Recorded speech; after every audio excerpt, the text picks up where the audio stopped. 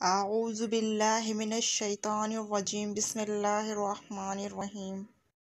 السلام علیکم ورحمۃ اللہ وبرکاتہ۔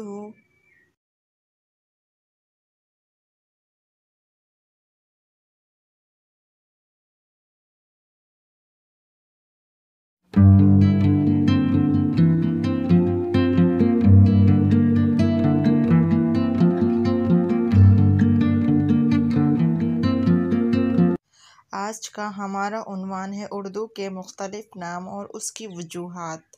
تو آئیے چلتے ہیں ویڈیو کی جانب۔ اردو کو مختلف ناموں سے موسوم کیا جاتا رہا ہے۔ ابتدا میں اردو بصورت ترکیب اپنے لغوی معنی میں استعمال ہوتا تھا۔ زبان اردو معلیٰ کہلاتی تھی، یعنی شاہی لشکر کی زبان۔ رفتہ رفتہ زبان کا لفظ خارج ہو گیا اور اردو معلیٰ بچ رہا۔ کچھ عرصے بعد معلیٰ بھی خارج ہو گیا اور صرف اردو باقی رہ گیا۔ اردو کے چند قدیم نام یہ ہیں: ہندی، ہندوی، ہندوستانی، دہلوی زبان، ہندوستانی اور ریختہ۔ سب سے پہلے ہندوستان کی نسبت اسے ہندی یا ہندوی کہا گیا۔ 1812 ہجری تا 1742 تک سبھی قدیم لغات نویسوں نے ہندوستان کی زبان کو ہندی یا ہندوئی لکھا ہے۔ فارسی ء ہیں، ہندوی ء ہیں، باقی اشعار مثنوی ء ہیں۔ صغیر احمد جان لکھتے ہیں: فارسی اور ہندی کے اختلاط اور ارتباط سے جو زبان عالم وجود میں آئی اور جو آئندہ چل کر اردو کہلائی۔ مسلمان ہندوستان آئے تو یہاں کی ہر بولی کو ہندوستان کی نسبت ہندی یا ہندوئی کہا۔ سبرس کے مصنف نے اسے ہندی لکھا۔ خطوط غالب میں بھی ہندی کلام کہا گیا۔ ریختہ ہندوی کے بعد اردو کا دوسرا مقبول نام ریختہ ہے۔ لغت میں ریختہ کے متعدد معنی ہیں، مثلاً بننا، ایجاد و اختراع کرنا، نئے سانچے میں ڈھالنا اور موزوں کرنا وغیرہ۔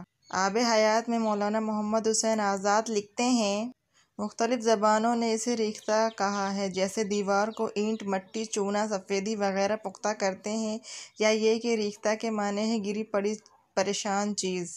لیکن ابتدا میں ریختہ کا استعمال بالکل الگ معنوں میں ہوا، یعنی مقامی راگوں اور فارسی کو ملا کر ہندوستانی موسیقی میں جو اختراع وجود میں آئی اس کو ریختہ کہا گیا۔ اسی لیے مختلف زبانوں اور بولیوں کے امتزاج کی بنا پر استعارہ اردو ریختہ کہلائی۔ زبان کے لیے ریختہ شہنشاہ اکبر کے عہد میں غالباً پہلی بار استعمال ہوا، مگر یہ استعمال صرف شاعری تک محدود تھا۔ بولی جانے والی زبان یا نثری کاوشوں کے لیے ہندی کا ہی استعمال ہوتا رہا۔ اس کی وجہ بھی غالباً موسیقی تھی، کیونکہ بعض قدیم غزلوں میں فارسی اور ہندوی کا پرلطف امتزاج ملتا ہے۔ حافظ محمود شیرازی لکھتے ہیں: ریختہ سے مراد اگرچہ ولی اور سراج کے ہاں نظم اردو ہے، لیکن دہلویوں نے بالآخر اس کو زبان اردو کے معنی دے دیے اور یہ معنی قدرتاً پیدا ہو گئے۔ اس لیے ان ایام میں اردو زبان کا تمام تر سرمایہ نظم ہی میں تھا۔ جب نثر پیدا ہو گئی تو یہی اصطلاح اس پر ناطق آ گئی۔ اس طرح ریختہ قدرتاً اردو زبان کا نام ہو گیا۔ ولی اور سراج سے لے کر میر تقی میر کے عہد تک ریختہ کا لفظ شاعری کے لیے ایک مخصوص انداز میں مقبول ہو چکا تھا۔ بقول ولی: ولی تجھ حسن کی تعریف میں جب ریختہ بولے، سنے تب عشق جانوں دل سوں حسنان عجم آ کر۔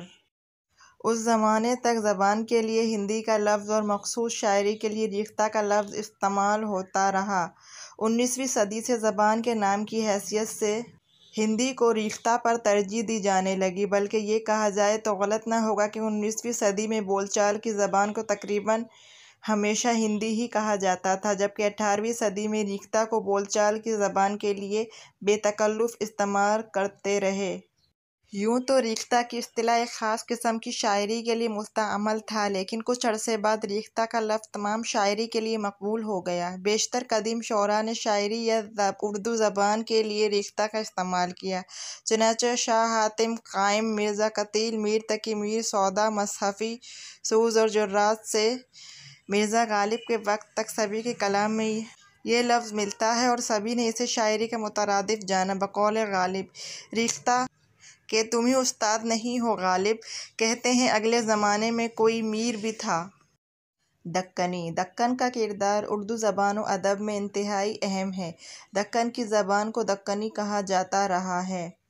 یوں مصلیاں کو دکنی کیا اس سبب، فہم کر کے دل میں کریں یاد سب۔ نصیر الدین ہاشمی لکھتے ہیں شمال میں اب تک اس جدید زبان کا کوئی نام رائج نہیں تھا، مگر دکن میں وہ دکنی کے نام سے موسوم ہوئی۔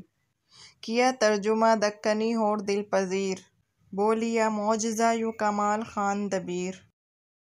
گوجری یا گجراتی شیرانی لکھتے ہیں ایک دلچسپ امر یہ ہے کہ اہل دکن نے اردو کا نام دکنی رکھا، اہل گجرات نے اس کا نام گجراتی یا گوجری رکھا۔ شیخ محمد نے خوب ترنگ لکھی ہے، اس مثنوی کی زبان زیادہ تر اردو کے ذیل میں داخل ہے لیکن وہ اسے گجراتی بولی کہتے ہیں۔ جیوں دل عرب عجم کی بات، سن بولی بولی گجرات۔ اردو شعراء میں سب سے پہلے مصحفی کے ہاں یہ لفظ یعنی اردو کا استعمال ہوا ہے۔ خدا رکھے زباں ہم نے سنی ہے میر و مرزا کی، کہیں کس منہ سے ہم اے مصحفی اردو ہماری ہے۔ ڈاکٹر جمیل جالیبی لکھتے ہیں ہندوستانی لشکر جو اردو کہلاتے تھے اور جن میں ہر علاقے کے لوگ موجود ایک دوسرے سے اسی زبان میں گفتگو کرتے تھے۔ مختلف زبانوں کے الفاظ، مزاج اور لہجوں کو سلیقے کے ساتھ جذب و ہم آہنگ کر کے ایک وحدت بنا دینے کی صلاحیت کی وجہ سے بعد میں یہ زبان خود اردو کہلائی جانے لگتی ہے۔ اس زبان کو رواج میں آئے 100 سوا 100 سال کا عرصہ کم و بیش گزر چکا ہے۔ ادبیات میں سب سے پیشتر میر محمد عطا حسین تحسین نے یہ نام اختیار کیا، اس کے بعد یہ لفظ عام ہو گیا۔